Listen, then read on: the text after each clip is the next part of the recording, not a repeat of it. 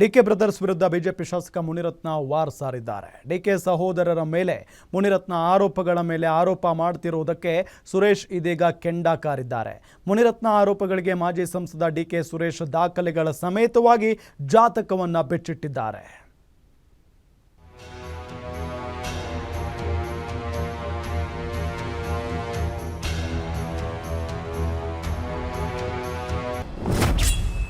DK brothers Munirathna ನಡುವಣ ವಾರ್ಗೆ Suresh twist. ಜಂಗ್ಲು ಅಂದಿದ್ದಕ್ಕೆ rapist, ನೀಚ, ನಾಯಿ ಅಂತ ವಾಗ್ದಾಳಿ.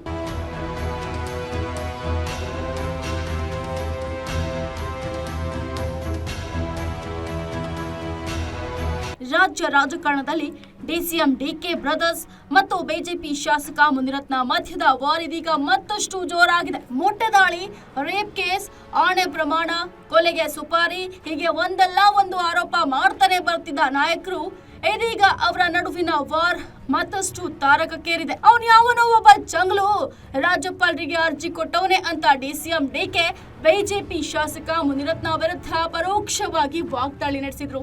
ಇದರ ಬೆನ್ನಲ್ಲೇ ಕೆರಳಿ ಕೆಂಡವಾಗಿದ್ರು. ಬಳಿಕ ಸುದ್ದಿಗೋಷ್ಠಿ ನಡೆಸಿದ ಶಾಸಕ ಮುನಿರತ್ನ ಡಿಕೆ ಸಹೋದರರ ವಿರುದ್ಧ ಸಾಕಷ್ಟು ಆರೋಪಗಳನ್ನ ಮಾಡಿದ್ರು. ಈ ಆರೋಪಗಳಿಗೆ ತಿರುಗೇಟು ನೀಡೋಕೆ ಸುದ್ದಿಗೋಷ್ಠಿ ನಡೆಸಿದ ಮಾಜಿ ಸಂಸದ ಡಿಕೆ ಸುರೇಶ್ ಮುನಿರತ್ನ ಜಾತಕವನ್ನೇ ಬಿಚ್ಚಿಟ್ರು.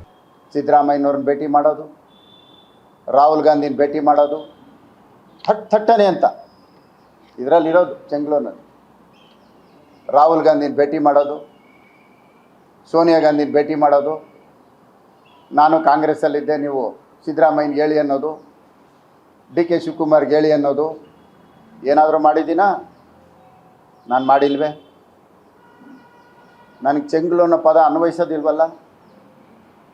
ನಿಜವಾದ ಚೆಂಗ್ಳು ಯಾರು ಅಂದರೆ ಅದು ನಮ್ಮ ಡಿ ಕೆ ಶಿವಕುಮಾರ್.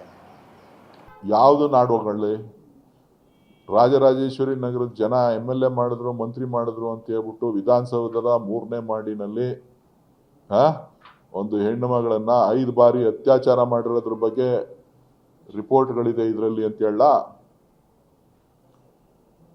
ಭಾರತೀಯ ಜನತಾ ಪಕ್ಷದ ಕಿರೀಟ ಅವರು ಅಂತ ಹೇಳ.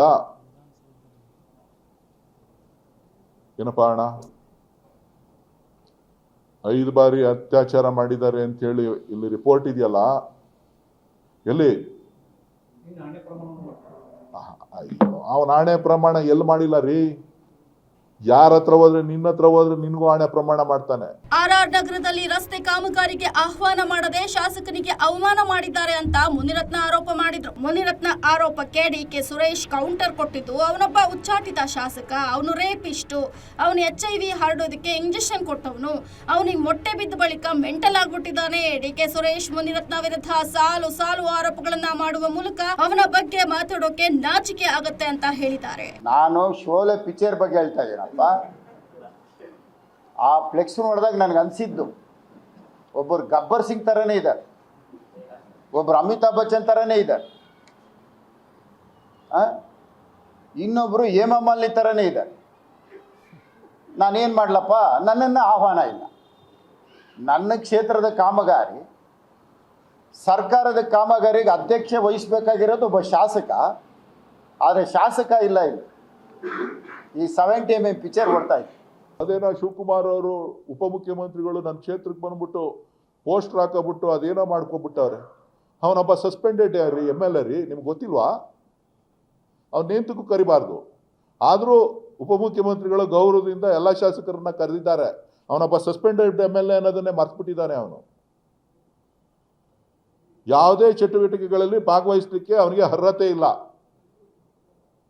ಒಂದ್ಸರಿ ಆತ ಸಸ್ಪೆಂಡ್ ಆಯಿತು ಅಂತ ಅಂದಮೇಲೆ ಕಮಿಟಿ ಮೀಟಿಂಗ್ಸ್ ಅಲ್ಲಾಗಲಿ, ಪ್ರೊಸೀಡಿಂಗ್ಸ್ ಅಲ್ಲಾಗಲಿ, ಪ್ರೋಟೋಕಾಲ್ ಅಲ್ಲಾಗಲಿ, ಅಧಿಕಾರಿಗಳ ಸಭೆ ನಡೆಸಲಿಕ್ಕಾಗಲಿ ಆತನಿಗೆ ಯಾವುದೂ ಕೂಡ ಇಲ್ಲ.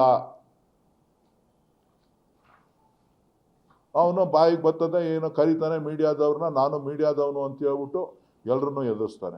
ಇನ್ನು ಡಿಕೆ ಬ್ರದರ್ಸ್ ಮತ್ತು ಮುನಿರತ್ನ ಮಧ್ಯದ ಪೊಲಿಟಿಕಲ್ ವಾರ್ ದಿನಕ್ಕೊಂದು ತಿರುವು ಪಡಿತಿದ್ದು, ಒಬ್ರು ಮಾಡಿದ ತಪ್ಪುಗಳನ್ನ ಮತ್ತೊಬ್ರು ಬಹಿರಂಗ ಮಾಡೋ ಮೂಲಕ ಹಾದಿ ಬೀದಿ ಜಗಳಕ್ಕಿಳಿದಿದ್ದಾರೆ. ಮುನಿರತ್ನ ಡಿಕೆ ಬ್ರದರ್ಸ್ ವಾರ್ ಇನ್ ಮುಂದೆ ಅದ್ಯಾವ ಹಂತಕ್ಕೆ ಹೋಗಿ ನಿಲ್ಲತ್ತೆ ಅನ್ನೋದನ್ನ ಕಾಲವೇ ಉತ್ತರಿಸಬೇಕಾಗಿದೆ. ವೀರೇಶ್ ದಾನಿ, ಪೊಲಿಟಿಕಲ್ ಬ್ಯೂರೋ, ಗ್ಯಾರಂಟಿ ನ್ಯೂಸ್.